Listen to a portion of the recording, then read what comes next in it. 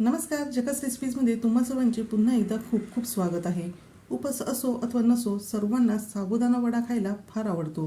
पण हे साबुदाणे वडे थंड झाल्यावर खूप जास्त असे नरम होता, त्याचबरोबर ते तेलकटसुद्धा होता. असे होऊ नये म्हणून आपण यामध्ये एक खास पदार्थ घालणार आहोत, ज्यामुळे साबुदाणा वडा जास्त वेळपर्यंत कुरकुरीत असा राहणार आहे.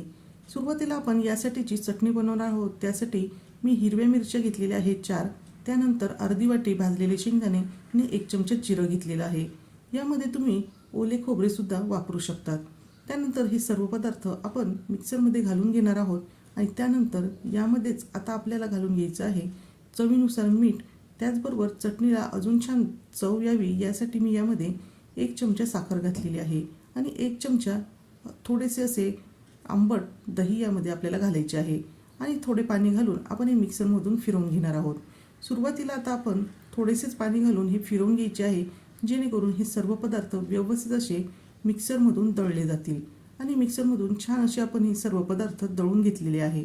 आता तुम्हाला चटणी किती घट्ट अथवा पातळ हवी आहे त्यानुसार यामध्ये तुम्ही पाणी हे घालून घेऊ शकतात.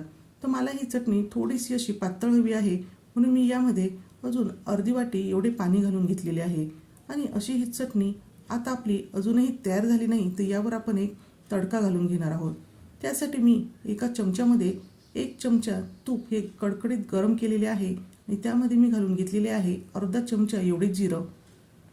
जिरं छान तडतडल्यानंतर लगेचच आपण ही तुपाची फोडणी या चटणीवर घालून घ्यायची आहे. जर तुम्हाला आवडत असेल तर ही फोडणी घाला, अथवा तुम्ही अशीच ही चटणी खाल्ली तरीसुद्धा चालणार आहे. अशी ही आपली आंबट गोड तिखट ही चटणी खाण्यासाठी तयार आहे.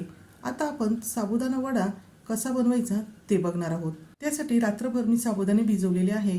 2 वाटी साबुदाणे मी 1 ते 2 पाण्याने धुवून त्यानंतर साबुदाणा बुडेल एवढे पाणी यामध्ये घालून रात्रभरासाठी तसेच ठेवून दिलेले होते आणि त्यानंतर तुम्ही बघू शकता साबुदाणा छान मोकळा सुटसुटीत असा तयार झालेला आहे आणि तो छान असा नरम झालेला आहे.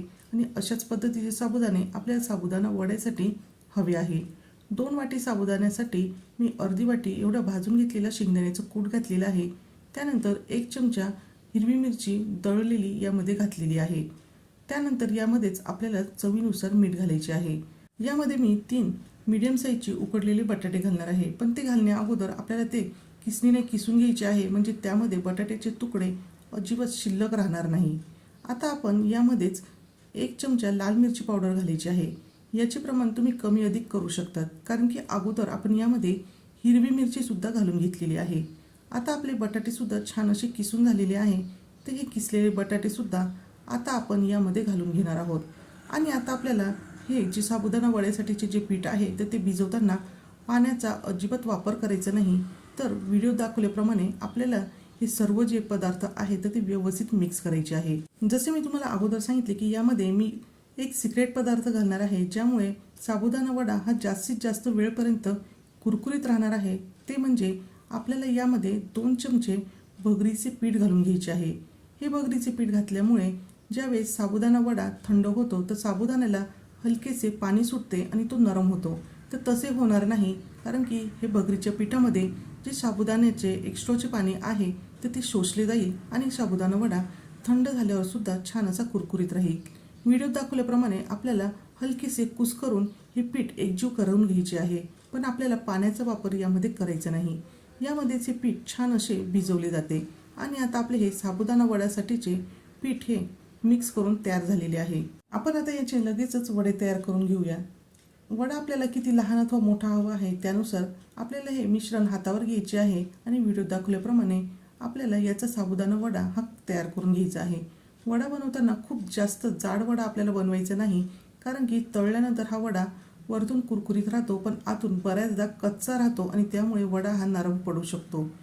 त्यानंतर आता जर पीठ आपल्या हाताला चिकटत असेल तर अशा वेळेस आपण हाताला थोडेसे पाणी लावून घ्यायचे आहे, ज्यामुळे हे पीठ हाताला चिकटणार नाही. आणि याच पद्धतीने आपण बाकीचे सुद्धा साबुदाणा वडे जे आहे ते हातावर तयार करून घेणार आहोत. या ठिकाणी तुम्ही बघू शकतात की आपले हे पीठ अगदी परफेक्ट तयार झालेले आहे. त्यामुळे याचे साबुदाणे वडे अगदी छान असे व्यवस्थित तयार होत आहे आणि कुठेही हे चिरत नाही. जर साबुदाणा वडा बनवताना तर याचा व्यवस्थित असा गोळा होत नसेल तर अशा वेळेस तुम्ही हलकासा पाण्याचा हात लावून पुन्हा एकदा हे पीठ व्यवस्थित मळून घेऊ शकतात आणि त्यानंतर तुम्ही असे हे साबुदाणा वडे तयार करून घेऊ शकता. तर मी अगोदरच सर्व हे साबुदाणा वडे तयार करून घेतलेले आहे. तर इथे माझे साधारणतः मीडियम साईजचे 12 असे साबुदाणा वडा या ठिकाणी तयार झालेले आहे. दुसऱ्या बाजूला मी तेलसुद्धा गरम करण्यासाठी ठेवलेले आहे आणि आपले हे तेल व्यवस्थित असे गरम झालेले आहे. तेल गरम झाल्यानंतर आता आपल्याला गॅसची फ्लेम ही मीडियम ठेवायची आहे आणि त्यानंतर या तेलात जेवढे मावतील तेवढे साबुदाणा वडे हे घालून घ्यायचे आहे. खूप जास्त आपल्याला यामध्ये साबुदाणा वडे घालायचे नाही, नाहीतर ते एकमेकाला चिकटू शकतात. आता इथे मी 3 साबुदाणा वडा ह्या तेलामध्ये घातलेले आहे आणि एखादा मिनिटभर आपल्याला हे वडे अजिबात हलवायचे नाही आणि मिनिटभरानंतर वरची बाजू हलकीशी कोरडी झाल्यावर आपण हे पलटवून घेणार आहोत. आणि दुसऱ्या बाजूने सुद्धा छान असे कुरकुरीत आणि तांबूस रंग येईपर्यंत आपल्याला हे सर्व साबुदाणे वडे तळून घ्यायचे आहे. जर आपण गॅसची फ्लेम लो ठेवून जर हे वडे तळले तर ते तेलकट होऊ शकतात. त्यामुळे आपल्याला वडे तळताना गॅसची फ्लेम ही मीडियमच ठेवायची आहे आणि त्यावरच हे वडे तळून घ्यायचे आहे. जसजसे हे वडे तळले जातात तसतसे या तेलाचे जे बुडबुडे आहेत ते कमी होतात आणि हे वडे छान असे आपल्याला तळतानाच कुरकुरीत असल्यासारखे जाणवतात. आणि छान असा रंग बदलल्यानंतर आपण हे वडे तेलामधून बाहेर काढून घ्यायचे आहे. याच पद्धतीने मी बाकीचे सुद्धा साबुदाणे वडे जे आहेत ते तळून घेणार आहे. तर तुम्ही या ठिकाणी बघू शकता, दिसायलाच हे वडे सुंदर कुरकुरीत असे दिसत नाही तर ते चवीला सुद्धा अगदी अप्रतिम लागतात. आणि त्याबरोबर आपण जी आंबट गोड तिखट अशी चटपटीत चटणी केली आहे त्यामुळे या साबुदाणा वड्याची चव तर अजूनच वाढणार आहे. आज मी तुम्हाला साबुदाणा वडा बनवताना काही टिप्स सांगणार आहे. पहिले म्हणजे साबुदाणा वड्याचे मिश्रण भिजवताना त्यामध्ये जास्त बटाट्याचा वापर करू नका. दुसरे म्हणजे साबुदाणा वडे हे जास्त जाड करू नका. तिसरे म्हणजे हे तळताना गॅसची फ्लेम मीडियम ठेवा. आणि हो, सर्वात शेवटी यामध्ये आपण जो व्हिडिओमध्ये सांगितलेला सिक्रेट पदार्थ आहे तो घालायला विसरू नका. आता वाट कसली बघतायत, असे चविष्ट कुरकुरीत साबुदाणे वडे तुम्ही सुद्धा बनवून बघा आणि ते तुम्हाला कसे वाटले हे कमेंट करून नक्की सांगा. व्हिडिओ आवडला असेल तर व्हिडिओला लाईक करा, शेअर करा आणि नवीन असाल तर सबस्क्राईब करायला विसरू नका. पुन्हा भेटूया अशाच एका झकास रेसिपी सोबत.